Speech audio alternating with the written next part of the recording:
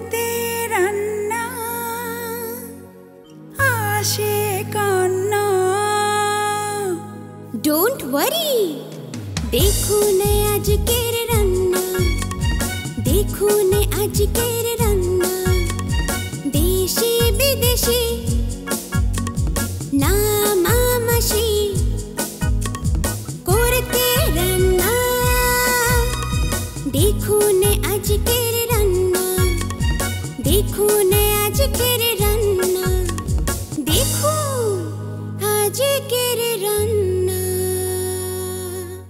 একটা রোদেলা সুন্দর সকাল আর আপনি সারাদিনের জন্য বেরিয়ে যাবেন কাজে, ঠিক তখনই একটা মুখরোচক আর হেলদি ব্রেকফাস্ট যদি হয় সেটা কিন্তু একেবারেই মন্দ হয় না।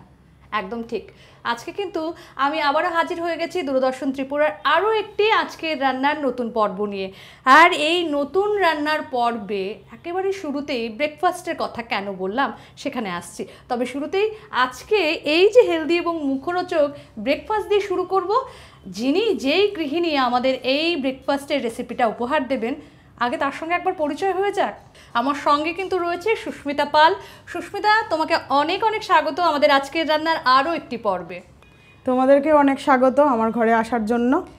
আচ্ছা, শুরুটাই আমি বলেছি যে একটা হেলদি এবং মুখরোচক ব্রেকফাস্ট, তো আমাদের আজকের রেসিপিগুলো কি থাকছে? আজকে রেসিপিতে থাকছে তোমার চিরা দিয়ে আমি একটা ব্রেকফাস্টের আইটেম তোমাদেরকে দেখাবো, আর কাতলা মাছের মুঠিয়া। আচ্ছা, এই চিড়ের যে ব্রেকফাস্টটা মানে সেটার হ্যাঁ কিছু তো একটা নাম রয়েছে, কি নাম? হ্যাঁ, এটার নাম হলো চিড়ের পকোড়া। আসলে এটা চিড়ে, সবাই আমরা চিড়ে খেতে চাই না, বাচ্চারা ভাবে চিড়ে, এখন সবাই কর্নফ্লেক্স এইসব নিয়ে খেতে চায়, তো চিড়েও দিচ্ছি, তো তার মধ্যে একটু আলু সেদ্ধ করে দিচ্ছি, তো এটার মধ্যে কার্বোহাইড্রেট রয়েছে, তো সব কিছুই মোটামুটি একটা মোটামুটি হেলদি যেটা আমি বলেছি। চিড়ের পকোড়া বানাতে লাগছে আমার চিড়ে, সেদ্ধ করা আলু, পেঁয়াজ কুচি করে কাটা, লঙ্কা কুচি, কর্নফ্লাওয়ার, নুন, সাদা তেল, হলুদ আর কিশমিশ আর কাজু বাদাম। আমরা উপকরণ তো দেখে নিলাম, তাহলে এবারে শুরু করা যাক আমাদের আজকের প্রথম যে রেসিপিটা রয়েছে। ঠিক আছে, আমি প্রথম চিড়াটা নিচ্ছি, এই পাঁচটায় দিয়ে দিচ্ছি, তাহলে সুবিধা হবে। তার সঙ্গে সেদ্ধ করা আলুটা নিচ্ছি। প্রথমে চিড়ে গেল, তারপর সেদ্ধ আলু, স্পুন লাগবে, তারপর আমি একটু হলুদ নিচ্ছি, একটু নুন নিচ্ছি, স্বাদ মতো নুন গেল। এবারে লঙ্কা গুঁড়োটা অপশনাল, দিতেও পারো নাও দিতে পারো। আচ্ছা, লঙ্কা গুঁড়োটা অপশনাল, যারা সেখানে স্পাইসি খাবেন না আপনারা স্কিপ করতেই পারেন। পেঁয়াজ কুচি, কাঁচা লঙ্কা কুচি,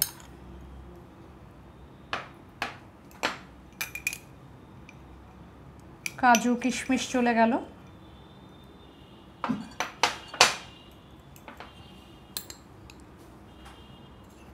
কর্নফ্লাওয়ার,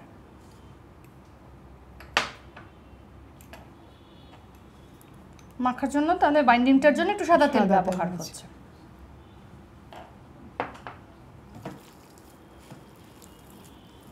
ঠিক আছে,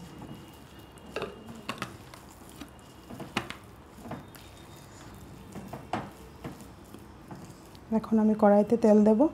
তেল, আচ্ছা, আমার তো ইন্ডাকশন অন রয়েছে, আমি কি ঢেলে দেবো? হ্যাঁ হ্যাঁ দিয়ে দাও।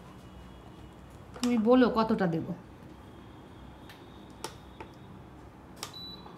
হ্যাঁ, সবটা দিয়ে দাও। সবটা দিয়ে দেবো? হ্যাঁ দিয়ে দাও, ঠিক আছে। আসলে পকোড়া তো একটু ডুবো তেলে হবে। হ্যাঁ,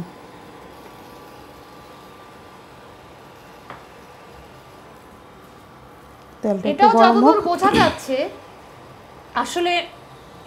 বোঝা যাচ্ছে আসলে খুব চটজলদি রেসিপি। হ্যাঁ, একদম চটজলদি। আপনি ঘরে যদি মানে আগের দিন সকালে বাচ্চাকে ব্রেকফাস্ট করে দেবেন, আগের দিন যদি আলু সেদ্ধ করেও রাখেন, সেখানে দাঁড়িয়ে একেবারে সকালবেলা হাতের কাছে নুন, লঙ্কা গুঁড়ো, কর্নফ্লাওয়ার বা এই যে হলুদ গুঁড়ো, এগুলো তো আমাদের প্রত্যেকের ঘরে থাকে। সকালবেলা শুধু একটু পেঁয়াজ কুচো, কাঁচা লঙ্কা কুচো, কিশমিশ, কাজু, এগুলো সব অ্যাড করে আর শুকনো চিড়েটা অ্যাড করে জাস্ট 10 থেকে 15 মিনিটের মধ্যে আমার মনে হয় এটা মানে রেডি টু ইট। হ্যাঁ, তারপর আমি গোল গোল পাকোড়ার শেপ করে দিয়ে দিচ্ছি। আসলে একেবারে সকালবেলা যখন এই হেলদি ব্রেকফাস্টটা আমরা করব, সারাটা দিন যেমন ভালো যাবে, তেমনি আমার সময়টাও অনেকটা বেঁচে যাচ্ছে। যারা আপনারা ওয়ার্কিং মাদার রয়েছেন, আপনাদের জন্য বোধ হয় একেবারে আইডিয়াল রেসিপি এটা। আপনার বাচ্চা যখন ওই ব্রেকফাস্টে আপনি যা যা দিচ্ছেন, রুটি তরকারি, সেগুলো যখন টিফিন বক্সটা খুলেই নাক ছিটকবে, তখন এই রেসিপিটা আমার মনে হয় বাচ্চাদের জন্য একটা মুখে হাসি ফোটাবে, আর আপনারও একটা চটজলদি রেসিপি হয়ে যাবে। ইনফ্যাক্ট আমার ছেলে চিড়ে খেতে খুব ভালোবাসে, ওকে এক একদিন এক এক রকম করে করে দিই। তো একদিন এটা নিজের থেকে কিন্তু রেসিপিটা এটা, সেটাই জিজ্ঞেস হ্যাঁ করছিলাম যে এটা, সুস্মিতা তোমার এটা হ্যাঁ এইটা ইনভেনশন না কোথা থেকে? না, এই রেসিপিটা আমার নিজের। ওকে আমি স্কুলে যাওয়ার সময় মানে বেশি অনেক টাইমে আমি এমন করে পকোড়া চিড়ের কোনো কিছু বানিয়ে দিতাম, কারণ চিড়েটা অনেকক্ষণ থাকে পেটে, অনেক সময় অনেকটা হ্যাঁ সেখানে সারাটা দিন সারাটা দিনের বাচ্চার জন্য অনেকটা, হ্যাঁ। আর আজকাল তো সবাই চিড়ে মুড়ি এগুলি ভুলেই যাচ্ছে সবাই এখন তো প্রত্যেকটা বাচ্চাই যখন জাঙ্ক ফুডের দিকে যাচ্ছে, তখন চিড়ে মুড়ি জিনিসটা কি ভুলে যাচ্ছে ওরা। অনেকটা তো জানি। আমরা যদি ওদেরকে একটু এগুলি খাওয়ানোর চেষ্টা করি তো মনে হয় আমার ভালো হয়। আচ্ছা, আমরা তো এখানে ডুবো তেলে পকোড়া মানেই ডুবো তেলে মুখরোচক করার জন্য অনেকে ধরো আজকাল মানে অয়েলটা স্কিপ করতে চায়, সেক্ষেত্রে আমরা কি এটাকে আরো কোনো হেলদি ওয়েতে বানাতে পারি? তখন তুমি ননস্টিক প্যানের ননস্টিক তাওয়া ইউজ করতে পারো, করে জাস্ট একটু অয়েল ব্রাশ করে টিকিয়ার মতনও করতে পারো। টিকিয়ার মতো আমি শ্যালো ফ্রাই, সেটাই আমি ভাবছিলাম যে আপনারা যদি কেউ ভাবেন সেখানে টিকিয়ার মতো বানাবেন, আমরা অনেকেই ঘরে আলুর টিকিয়া করি, সেখানে শ্যালো ফ্রাই করতে পারেন। আচ্ছা সুস্মিতা, তুমি বলছিলে ছেলের কথা, তো মানে আগে একটু তোমার সঙ্গে গল্প করি যেটা হতে হতে, মানে ফ্যামিলিতে কে কে রয়েছে, মানে ছেলেকে নিয়ে কিভাবে সারাটা দিন কাটে? আমার ফ্যামিলি জয়েন্ট ফ্যামিলি, আমার ফ্যামিলিতে সবাই আছে। তারপর নিজে আমি হাউসওয়াইফ এটার সাথে সাথে আমি হোম টিউশন করি। আচ্ছা, তো এটাই আমার, তোমার তো তাহলে সারাদিন মানে হ্যাঁ সারাদিন আমার বাচ্চাদের নিয়েই হ্যাঁ সময়টা আমার সারাদিন বাচ্চাদের, তাই আমি চাই সব মাদের এইসব খাবার যেটা তাড়াতাড়ি হয় এবং বাচ্চারাও যেন খেতে ভালোবাসে। আসলে সুস্মিতা মানে পড়াশোনা শেখানোর পাশাপাশি আপনাদের কিন্তু রান্নার টিপসগুলো বাচ্চাদের যেমন হোম টিউশন দিচ্ছে, তেমনি মায়েদের মানে নতুন নতুন রেসিপির একটা টিউশন কিন্তু আজকে আমাদের এই আজকের রান্নার পর্ব থেকে দিয়ে দিচ্ছে। তো ছেলে কোন ক্লাসে পড়ে? আমার ছেলে ক্লাস 12-এ পড়ে। ছেলেকে নিয়েই তো বোধহয় তোমার সারাদিন একটা চাপ থাকে। হ্যাঁ থাকে, তো এখন তো স্কুলে কম যায়, স্কুলে যেতে কম লাগে, তো এখন ওই যে স্কুলে আসা যাওয়া এটা একটু চাপটা কমে গেছে। হ্যাঁ সামনে বোর্ড। আর সুস্মিতা বোধহয় এই পিঠটা একটু উল্টে দেবে। হ্যাঁ আমি একটু উল্টিয়ে দিচ্ছি। একটা পিঠ হয়ে এসছে, সেটাকে উল্টে দিতে হবে। ছেলে সারাদিন তো এখন বাড়িতে থাকে, সেখানে পড়াশোনার পাশাপাশি নিশ্চয়ই নতুন নতুন খাবারের বায়না থাকে। হ্যাঁ এটা তো থাকেই, তো এটা যখন পারি আমি ওকে করে দিয়ে যাই, তারপরে না হলে ও নিজেরটা নিজে ম্যানেজ করে খেয়ে নেয়। আচ্ছা, তুমি এই পিঠটা উল্টে নিলে তুমি জয়েন্ট ফ্যামিলির কথা বলছিলে, এবার একটু জয়েন্ট ফ্যামিলির গল্প শুনবো, কারণ আজকাল তো সাধারণত আমরা প্রত্যেকেই নিউক্লিয়ার ফ্যামিলি থেকে বিলং করছি, সেখানে তুমি শুরুতেই বলেছো আমি জয়েন্ট ফ্যামিলি। হ্যাঁ আমার বাড়িতে সবাই আছে। তো কে কে রয়েছে জয়েন্ট ফ্যামিলি বলতে? কত জন মেম্বারের একসঙ্গে থাকা? আমার বাড়িতে এখন অবধি আমরা এখন কমে গেছে, মিস আমার শাশুড়ি মা মারা গেছেন, তো আমার বড় দাদার মেয়ে ও বাইরে চলে গেছে, এখন আমরা প্রেজেন্টলি 7 জন আছি ঘরে। তো আর মধ্যে বাড়ির মধ্যে এক বাড়িতেই আমার সব কাকিমারা কাকা শ্বশুররা সবাই আমরা একসঙ্গেই থাকি।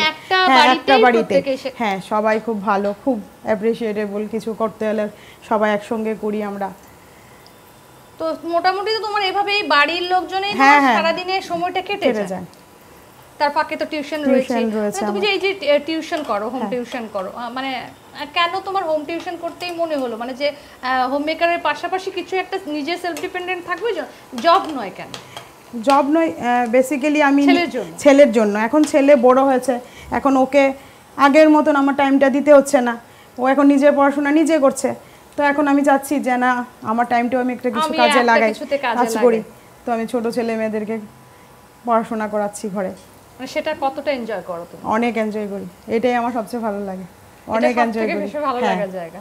তো তোমার ডেইলি রুটিনের রান্না টান্না কি তুমি নিজে করো না? না আমি আছি ঘরে, আমার বড় যা আছে ঘরে, তো আমরা মিলে মিশে সবকিছু করি। আচ্ছা মানে তোমাদের খাওয়া দাওয়াটা? হ্যাঁ আমাদের খাওয়া দাওয়াটা জয়েন্ট, তো একদিন আমি করি, একদিন আমার বড় যা করে, মানে রুটিন ওয়াইজ? হ্যাঁ রুটিন ওয়াইজ থাকে আমাদের।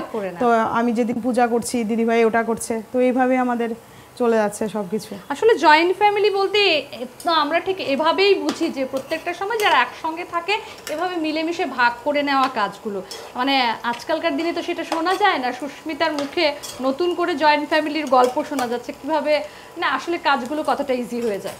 হ্যাঁ, জয়েন্ট ফ্যামিলিতে তো কাজ একটু তো ইজি হয়, কারণ সবাই একসঙ্গে থাকলে কেউ কেউটা বুঝে আমরা করে নিচ্ছি।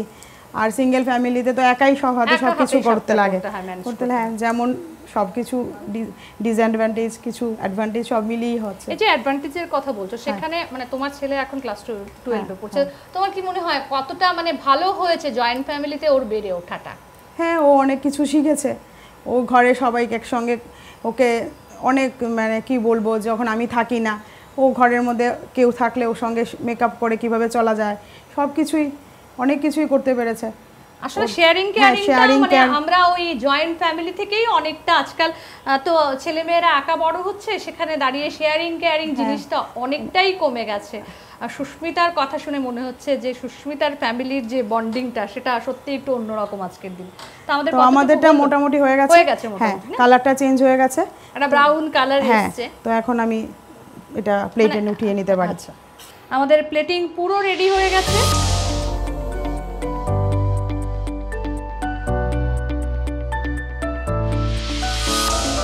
আমরা তো আমাদের প্রথম ব্রেকফাস্ট রেসিপিটা দেখে নিলাম, চিড়ের পকোড়া, মানে সত্যি একটা অসাধারণ রেসিপি এবং প্লেটিং আমরা কিন্তু দেখলাম। এবারে আমরা একটু সরাসরি চলে যাব লাঞ্চ মেনুতে, এবং এই লাঞ্চ মেনুতে আজকে কিন্তু একটু অন্যরকম। কেন বলছি? আজকে আমাদের এই লাঞ্চ মেনুতে রয়েছে কাতলা মাছের মুইঠা। সাধারণত আমরা চিতল মাছের মুইঠা শুনি, তো সেটা কি তোমার নিজেরই? এটা আমার নিজেরই। কেন দেখো, বেসিক্যালি এই যে নিজের ইনোভেটিভ এই রেসিপিটা, সেটাতে স্টেপ বাই স্টেপ আসবো। তবে স্টেপ বাই স্টেপ যাওয়ার আগে একবার শুরুতে উপকরণটা দেখে নিচ্ছি। কাতলা মাছের মুঠা বানাতে লাগছে কাতলা মাছ, পেঁয়াজ কুচি, লঙ্কা বাটা, আদা বাটা, লঙ্কা গুঁড়ো, সাদা তেল, রসুন বাটা, কর্নফ্লাওয়ার, হলুদ, লবণ। আমরা দেখে নিলাম কাতলা মাছের মুইঠার যে ইনগ্রেডিয়েন্টসগুলো, সেটা দেখে নিলাম। এবার তুমি বলো, তুমি যে বলছিলে মানে সাধারণত মুইঠা বলতে আমরা চিতল মাছের মুইঠা। এখন দেখো ওই গানটাও আছে, চিতল মাছের মুইঠা গরম ভাতে দুইটা। তো মানে সেখানে এবার গরম ভাতে কাতলা মাছের মুইঠা। কাতলা মাছের মানে চিতল মাছ আমাদের সবসময় ঘরে আনা হয় না, দেখবে বেসিক্যালি আমাদের সবসময় দেখবে রুই কাতলা এগুলিই আনা হয়। তো একদিন আমরা ভাবলাম যে দেখি না চিতল মাছের মুইঠা যদি হয় তো কাতলা মাছের হবে না, কাতলা মাছের হবে না, তো এটা দিয়ে ট্রাই করি। তো একদিন ঘরে বানালাম, তো দেখলাম সবাই খুব ভালোবাসলো, তো আজকে আবার তোমাদের সামনে ধরে রাখলাম। তাহলে আমরা মানে আমাদের প্রসেসটা শুরু করি এবারে। হ্যাঁ, প্রথম মাছের যে পেটিগুলি, তো তুমি প্রথম পেটিগুলি জলের মধ্যে একটু ভিনেগার বা লেবু যেটাই ঘরে থাকে ওটা দিয়ে নুন দিয়ে একটু তুমি সেদ্ধ করে নেবে। তারপর আমি এটা কাটাটা আস্তে আস্তে ছুটিয়ে নিয়েছি, নিয়ে আচ্ছা মানে তুমি সেখানে মাছটা কাটা ছাড়িয়ে রেখেছি। এবারে তুমি মাখার প্রসেস, মিঠার প্রসেস। হ্যাঁ, তুমি আমাকে একটু হেল্প করো, তুমি আমাকে একটু কর্নফ্লাওয়ার দাও। কতটা দেব তুমি দাও, যেন বাইন্ডিংটা যেন, হ্যাঁ আরেকটু দাও। কি দেব এরপর? হ্যাঁ, এটার মধ্যে একটু নুন দাও, হলুদ দাও, যা যা আমাদের লাগে ঘরে যা যা উপকরণ থাকে সেগুলি দিয়ে। কতটা দেব নুন তুমি? হ্যাঁ, স্বাদ অনুযায়ী, হ্যাঁ আর একটু কম দিতে পারো। হ্যাঁ, নুনটা আসলে আপনাদের স্বাদ অনুযায়ী আপনারা ব্যবহার করবেন। আসলে রান্নায় নুন চিনি তো আমরা নিজেদের স্বাদ অনুযায়ী ব্যবহার করি। এই রেসিপিটার মধ্যে একটা গল্প আছে। আচ্ছা, কি গল্পটা শুনি? বলবো? লঙ্কা কতটা দেব বলো? স্বাদ অনুযায়ী, হ্যাঁ না এতটা লাগবে না, একটু কম দাও, হ্যাঁ জাস্ট একটু কালারের জন্য। রসুন বাটা দাও। আচ্ছা, রসুন বাটা কতটা দেব তুমি দেখো? হ্যাঁ দাও। এতটা দেব? হ্যাঁ দাও। একটু পেঁয়াজ কুচি দাও। দেখো, হ্যাঁ দাও। হ্যাঁ, আমার একটু আর একটু তুমি আমাকে একটু কর্নফ্লাওয়ার দাও একটু। হ্যাঁ, বাইন্ডিং দেখো। হ্যাঁ, কাঁচা লঙ্কা বাটা এটা কি এখানে দেব না গ্রেভি? হ্যাঁ, একটু দাও, ঠিক আছে। না এটা লাগবে না, এটা আমি গ্রেভির জন্য রেডি করে রেখেছি। আচ্ছা তুমি বলছিলে যে এই কাতলা মাছের মুঠের একটা গল্প আছে, গল্পটা কি? গল্পটা এটাই যে একদিন আমি বাড়িতে আনলো, সবসময় একটা আমরা কী করি, কাতলা মাছের কালিয়া করে ফেলি, কাতলা মাছের ভাজা করে ফেলি। তো একদিন আমি এইভাবে করলাম, যে প্রিপারেশনটা আজকে আমি তোমাকে দেখাচ্ছি। তো খেয়ে তো সবাই বলল খুবই চমৎকার হয়েছে, হ্যাঁ একদমই। তারপরে আমিও নিজে যখন টেস্ট করেছি, মানে টেস্টটা চেঞ্জ হয়ে গেছে। আমিও যখন নিজে চেষ্টা করি একটা কিছু করার জন্য, তখনই সবসময় ভাবি যে আমি একটা কিছু নতুন একটা কিছু আইটেম আমি করার চেষ্টা করি।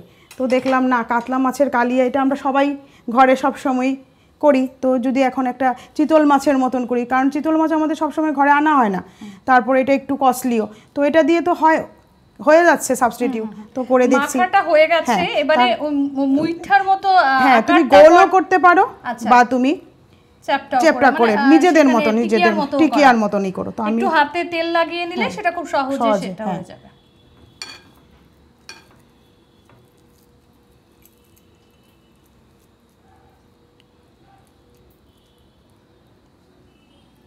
ছোট ছোট টিকিয়ার আকারে আমি আগে করে নিচ্ছি।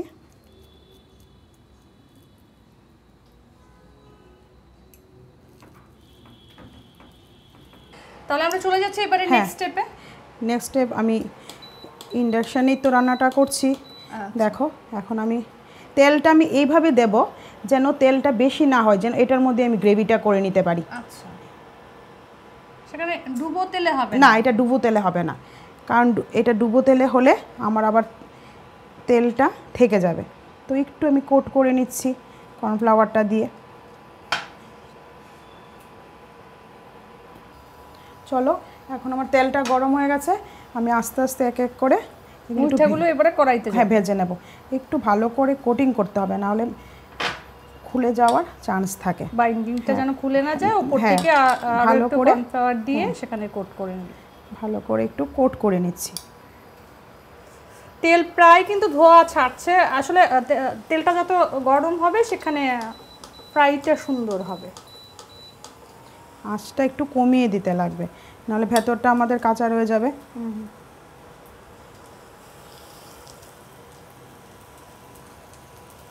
আচ্ছা সুস্মিতা, তুমি বলছিলে যে মানে শাশুড়ি মা তো নেই, গত হয়েছেন, সেখানে শ্বশুরমশাই আছে। শ্বশুরমশাই মানে কি খেতে ভালোবাসে না, ছেলের বৌমাদের কাছে কি মানে আবদার বা বায়না থাকে? না, ওনার বিশেষ কিছু একটা আবদার থাকে না, উনি যা দেয় আমরা দুজন তাই খাই, কিন্তু উনি বেশি মিষ্টি জাতীয় জিনিস খেতে ভালোবাসে। আচ্ছা, ওটা তো ভালোবাসি, প্লাস একটু মিষ্টি মানে মিঠা খাবারটা যেন একটু মিঠা হয়, হ্যাঁ ওই সাইডটা বেশি পছন্দ করে। এই যে তোমার এই যে ইনোভেটিভ কাতলা মাছের মুইঠা, সেটা যেদিন প্রথম খেলেন মানে ওনার কি রিঅ্যাকশন ছিল? উনি খুব ভালো লেগেছে, উনি খুব ভালো লাগার পর একদিন আমাকে রিয়েল চিতল মাছটাই এনে দিয়েছে, বলছে এবার তুমি এটা দিয়ে করো।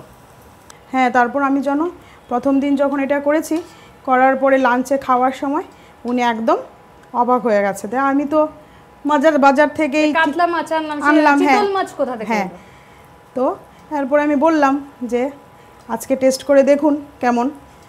তারপর নেক্সট বাজারে উনি খেয়ে এত ভালো লেগেছে তখন চিতল মাছ চলে। হ্যাঁ, এটা একটু আমাদের এই রান্নাটা করতে গেলে না, এটা একটু খুব আস্তে উল্টোতে লাগবে। আমি দুটো জিনিস ব্যবহার করছি, না হলে আমি উল্টোতে পারবো না। আসলে কিছু কিছু রান্না ভীষণ ডেলিকেট হয়, সেই জায়গায় খুব যত্নে আপনাকে সেই কাজটা করতে হবে। এই রান্নাটা খুবই ডেলিকেটলি ভাবে আস্তে আস্তে করতে হবে, না হলে এটা আমাদের হবে না। আমি এখন একটু আঁচটা বাড়িয়ে দিচ্ছি। এখন ভেতরটা প্রায় হয়ে আসছে, কারণ গন্ধ বেরিয়েছে একটা সুন্দর। এটা কিন্তু গন্ধ এসছে খুব সুন্দর। এখন জাস্ট একটু আমি লাল লাল করবো, আর একটু মাছ ভাজার তো এমনি একটা সুন্দর গন্ধ রয়েছে, কিন্তু ওই যে সঙ্গে যে ইনগ্রেডিয়েন্টস গুলো পড়েছে সেটার একটা আর একটু বেশি স্মেল বেরিয়েছে। আচ্ছা, তোমার তো এখন ছেলে বড় হয়ে গেছে, তুমি হোম টিউটর হিসেবে টিউশন করছো, এর বাইরে কি শখ রয়েছে? রান্নাটা তো একটা শখ বোঝা যাচ্ছে, কারণ তোমার যেহেতু নতুন নতুন ইনোভেটিভ কিছু করার ইচ্ছা থাকে। আর কি করতে ভালোবাসো? হ্যাঁ, সত্যি কথা, ছোটবেলায় অনেক কিছু শিখেছি, বাট ওই হয় না, অভ্যাস না থাকলে ছোটবেলায় আমি গান করেছি, ছোটবেলায় আমি আবৃত্তি শিখেছি, বাট আচ্ছা এখন কি হচ্ছে না করতে করতে করতে। হ্যাঁ, কিন্তু তারপরেও আমরা তো একটা গান শুনতেই পারি, ছোটবেলা গান করেছি। না না না, গান হবে না, কেন? গান তো হবেই না, তাহলে একটা আবৃত্তি হোক। আচ্ছা আমিও করব কবিতা, তুমিও একটু করবে কি আমার সাথে সাথে? চলো একসঙ্গে দুজনে একটা আবৃত্তি করি। ঠিক আছে, বলো।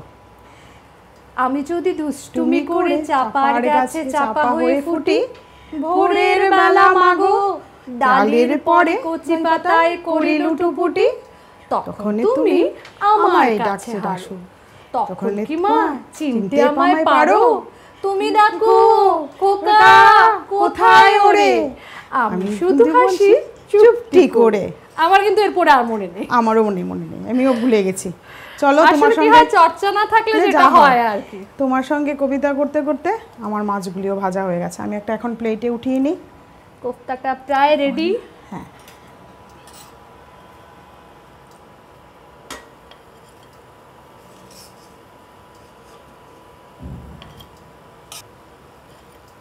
এখন আমি আমাদের তেলটা একটু কমিয়ে নেব, তেলটা না কমালে গ্রেভিটা আমি করতে পারবো না।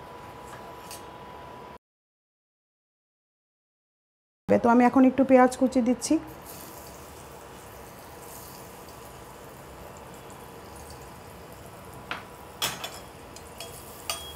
একটু লালচে হতে দাও, আমি একটু আঁচটা বাড়িয়ে দিলাম।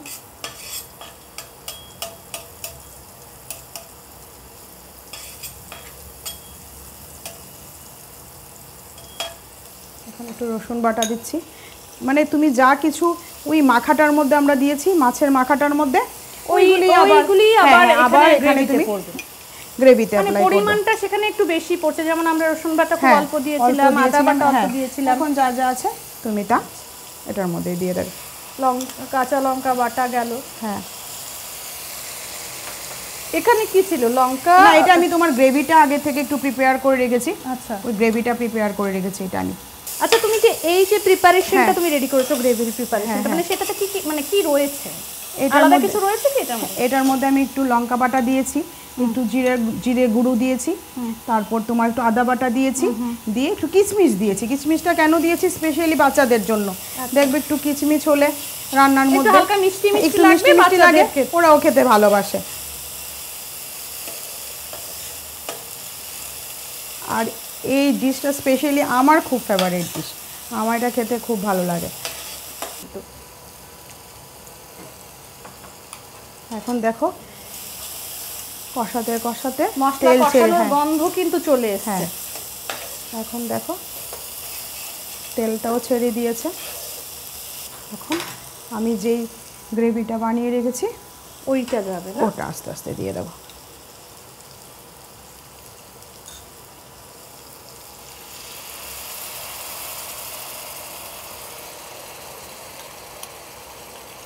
গন্ধ কিন্তু বেরিয়ে গেছে এর মধ্যে। তুমি চাইলে ঝোলটা যদি তুমি বেশি দিতে চাও এটাও তুমি দিতে পারবে, মানে যে যতটা মানে পাতলা বা সেখানে ভারী পছন্দ করে সেই অনুপাতেই ঝোলটা বা জলটা সেখানে দেওয়া হবে। কিন্তু আমি এই রেসিপিটাতে ঝোলটা গায়ে মাখা রাখি, তো বেশি করি না। তো মানে এখানে আলাদা জল ইউজ করব না, না আর কিছু করব না, জাস্ট তেলটা বেরিয়ে গেছে। এখন আমি আস্তে আস্তে মুইঠাটা দিয়ে দেবো।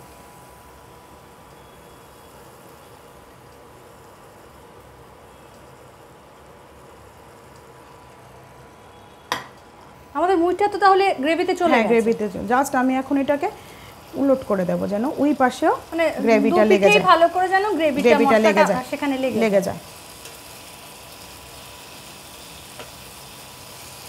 দেখো একদম তেলটাও ছেড়ে দিয়েছে আমাদের।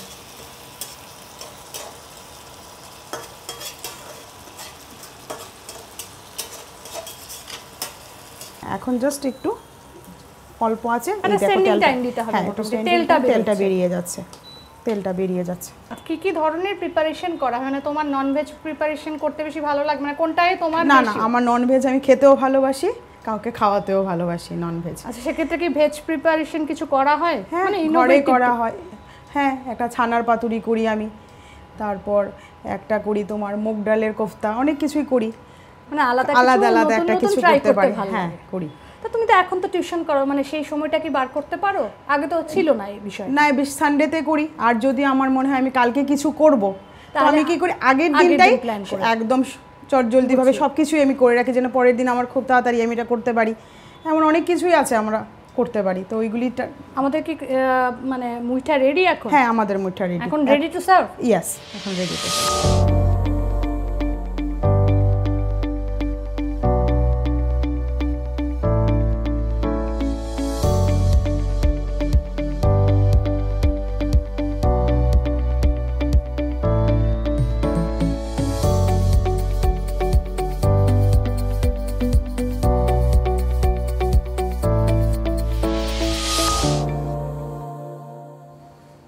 যাও, তোমার জন্য আমি একটু রাইস এনেছি, এটা দিয়ে তুমি টেস্ট করবে।